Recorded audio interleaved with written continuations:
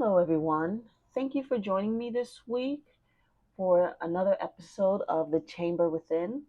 This is actually episode 17, and I want to talk about the idea of fear. And so, the reason I wanted to talk about fear is so that we can recognize it for what it is and actually does to our psyche. We live in a matrix of fear where it is constantly used against us, and thus we learn to adopt it as our guiding light for decision making, and it permeates everything that we do. I want to say that uh, I've challenged myself over the years with the idea of fear, what it means to be fearful.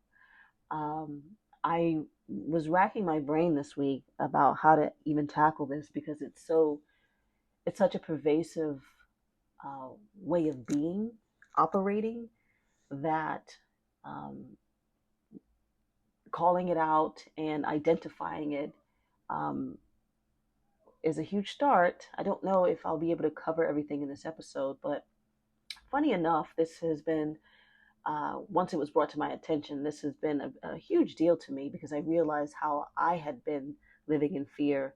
I actually had a dream years and years ago after my father had passed, and in my dream he says, "Why are you afraid of everything?" And in my waking state, when I woke up, I'm like, that dream didn't make any sense. I'm not afraid of anything. I wasn't aware of what fear truly was. And so, with my awakening journey and reading about how fear kind of rules us on a day to day basis and keeps us in our limitation, I jotted down some notes from time to time. And funny enough, I was so busy that I was just like, man, this is such a huge topic that I wanted to talk about. And I happened to come across a few essays that I wrote on the idea of fear. And so I kind of stitched a few of these together. And so I'll just read from that because I think in this moment of my discovery of fear, that it words it perfectly. And I'm so grateful that I was able to come across this and uh, find my essays for this week that I had never shared before. So I'll begin to read what I have. Fear based beliefs have held humanity in a grip for as long as we have been in civilization. In fact, some would argue that fear is a necessary function which keeps us alive.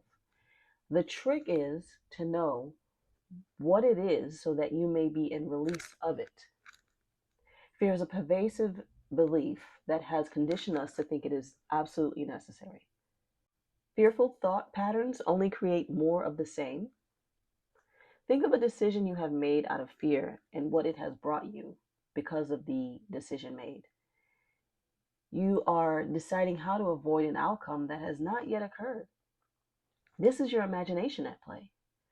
The now moment that you sit in when you ask yourself, how are you going to come up with the money?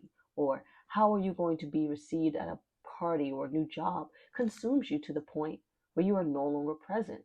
I'm, of course, speaking from my experience, but I know that it is not an isolated one. You are, in fact, creating scenarios where the outcome is failure, no matter what. Fear is the lie that continues to create more of the same. The way out of darkness is acknowledgement of the lie created. And knowing that where you stand at that moment is not in the scene in your head where everything is just going awry and it's terrible for you. It's actually in the present and in the safety of the eternal now moment. This is your opportunity to rid the mind of these negative emotions. In the moment that you sit in, when you're having these negative thoughts, you can create a new vision. You have the uh, availability to do so using the same imagination that you created the lie. Paint a scenario with a positive outcome. If ever you lose sight of who you are as an eternal being of light, and the energy of fear finds a crevice to creep into your psyche, try this visualization. Illuminate it with the light of truth and release it by doing so. Imagine yourself wearing a white robe, and you're holding a white robe stained with fear. You've just acknowledged that it's stained. It is draped across your arms as you have already chosen to change into a clean one. Walking up to the altar carrying this robe stained with fear of rejection or failure, whatever the fear is telling you, you are now mentally detaching from this notion and giving it up as a sacrifice. A robe with the stains of those things that hold you back. The stains of fear, doubt, worry, anything that brings you down and makes you feel unworthy. Put it down, please. You will feel better knowing the weight of your fear is not necessary to carry in this life anymore. You don't need it. It doesn't serve you. Offer it up for a clean robe. Your sacrifice is the old way of navigating through fear, which then ultimately gives you more fear. Hand it over to the light and be renewed for the truth of who you are. You are a child of God, a fractal of Source, the being of light that you are, which operates above the small judgments of man. There are no conditions to pass through and be accepted necessary to go through the pearly gates to paradise. Heaven is within you, always. When we let fear go, you stand in the light, knowing that this is your true inheritance. This is your home. This is where you belong. This is where you're from. Everyone is worthy of love, worthy of forgiveness, worthy of unconditional love, I should say, worthy of the embrace, worthy of another try to know the light if you held yourself outside of it on the days previous to today. The distance that you hold yourself away from it, away from the light of this unconditional love, of a life without fear, unnecessary fear, was self-imposing. Come closer. The reason why I love the idea of offering up the dirty robe as a sacrifice to the altar is that it allows you time to process the negativity and to give it away. You don't need it. It is not yours. Again, we live in a matrix of fear where you feel like it's necessary, but it's not. You can make decisions outside of that. You can make decisions in love with love. Please know that you are never truly alone. And know that the weight was never for you to carry the entire way. You may pick it up, you may forget that you don't need it, but you can always put it down. You can do this daily if the feeling lasts 24 hours, weekly, monthly, whatever works for you. But this idea of constant fear it ruins lives. People have awful anxiety attacks, and I've had a few anxiety attacks, and it feels like everything is shutting down around you. Like you may be losing yourself or dying because your nervous system is just a wreck. So kind of getting ahead of these thoughts when they start to creep in is very, very important. It's a healing ritual actually to put weights down that are not yours. Fear is an underlying feeling of constant doom. That's a lie. There is no doom. You know, we have a term like doomsday. We have a, a program of war. We war with each other. We war with other uh, communities, um, states, countries. It's a lens we have been taught to see through and to use to make decisions that only create more fear. It replicates itself. I shouldn't do this because this might happen. I won't take a chance because logically it can only lead to disappointment and pain, right? I don't trust myself to know myself. I will listen to other people who also use fear as a guide to rule over their lives. What it does is it keeps your hopes in check and it doesn't allow you to grow. It's so embedded in the way we govern our lives that we are not used to making decisions without it. But just think about it. Making a decision out of fear is not only uh, not useful for planning the future, It dims any light that tries to shine on your journey. We don't like the unknown. We love to know the outcomes of all of our plans. Stepping into the unknown is like stepping into full on darkness, um, not knowing where the floor, the path, the walls, who was on that journey.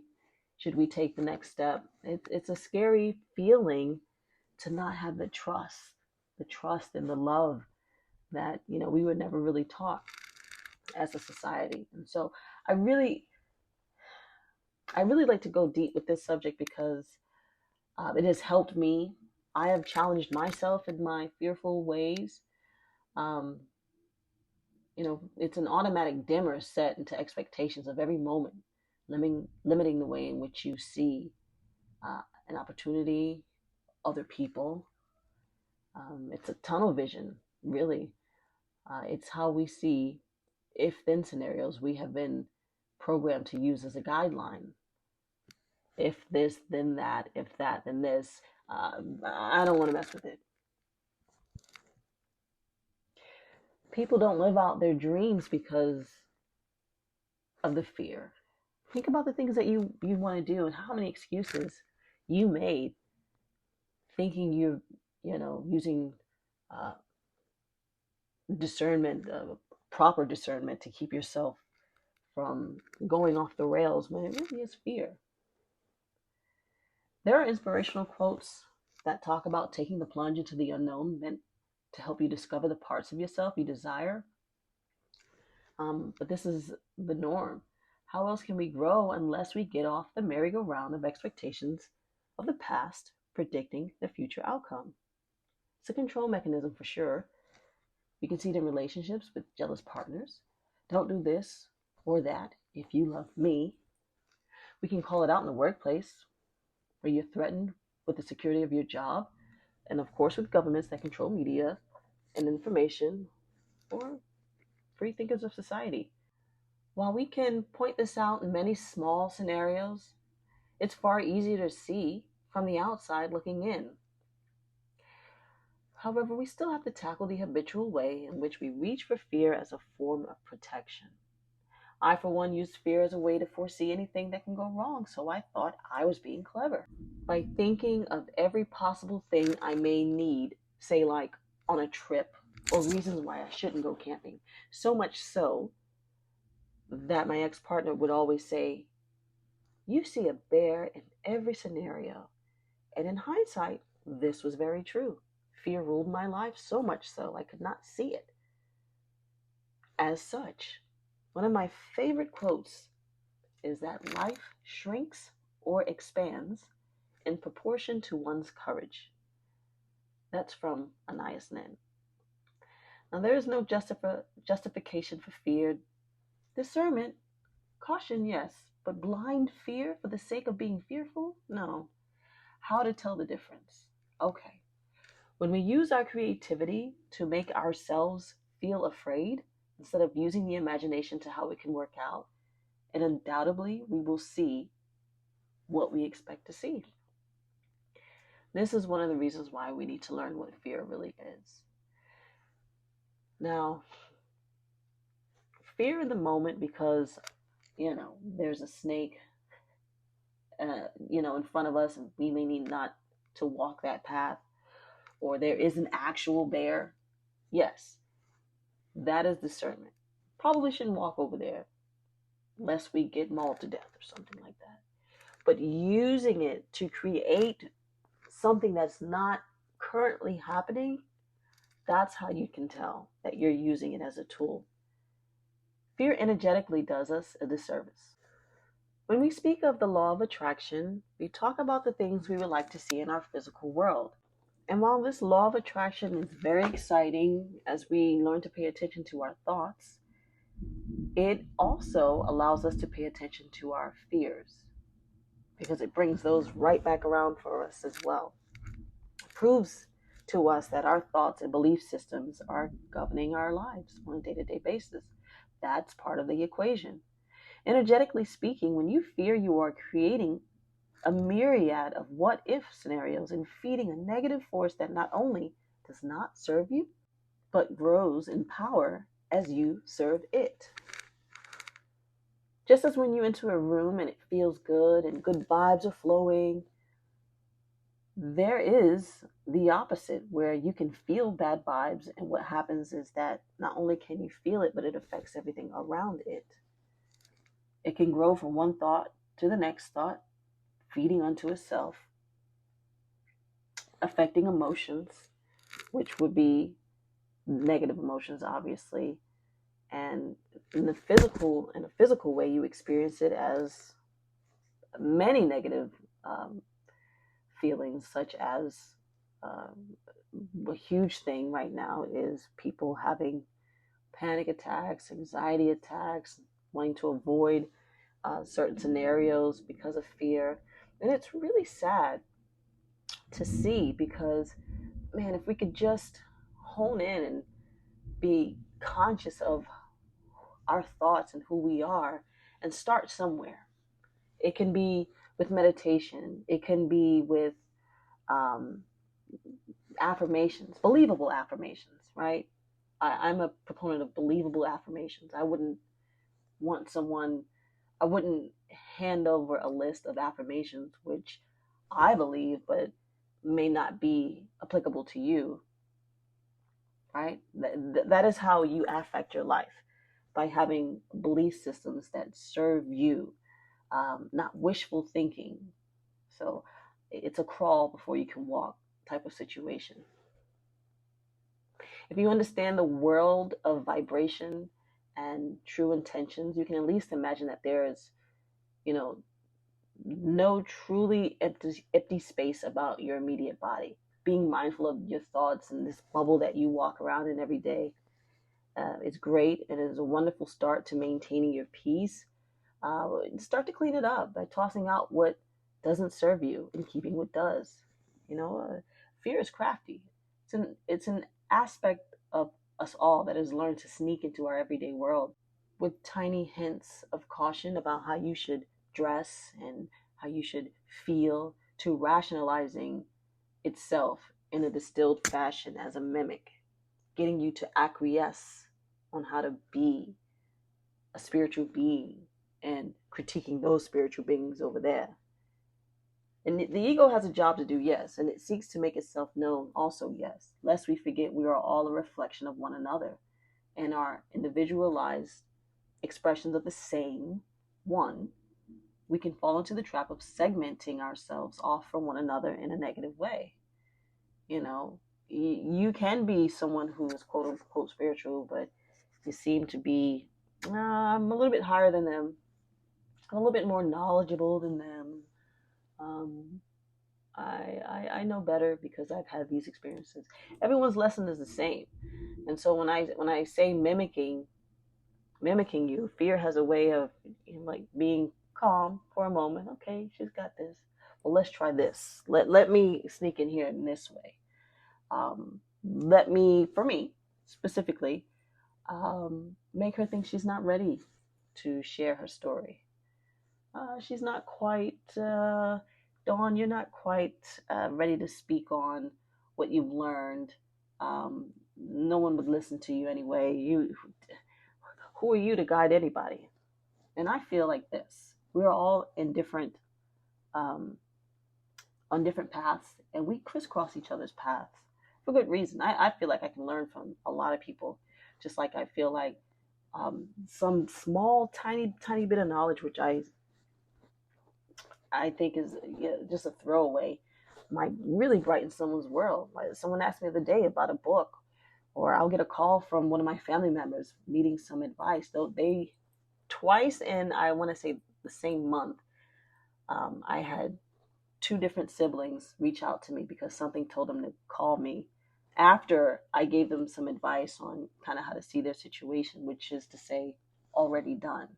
I digress, but it was very nice to know that they got an internal feeling to reach out to me, and something that I do all the time to kind of help myself keep going along on this path is to think better thoughts. It is already done. I'm grateful for this outcome already happening. How? I don't know. but I'm grateful that it has already happened, and that takes the weight off. And um, like I said, I love to speak with people. I love to learn from people. I love to share information that I have, um, but in no way, shape, or form do I feel inadequate anymore. So that's what fear used to do to me, make me not want to speak up on certain things, which would have really, really helped someone along the road. Finally, I'd like to say there are a great many differences in the way in which we are discovering ourselves during this time of awakening and acknowledging our spirit bodies, um, trying to kind of reconcile those two, the spirit body and our physical gross mass body. Not gross as in disgusting, but as opposed to um, subtle energy, which is the spirit body. Gross mass is the physical body. Differences are fine that we have. The fear will have you looking for validity on the way in which to practice. But in actuality, we have always been on this journey. We are all remembering at our own pace, in our own way. Acceptance is key. And additionally, acceptance of those who call this woo woo nonsense is also key, right? Tolerance of the intolerable is a paradox, yes, but like family members whom we love regardless of their antics, we must love and forgive anyway. This is a play. We will all lay our bodies down one day and continue on in another form. So let's enjoy the dance while we can as we figure this all out. I was never a wallflower, but I understand those who are.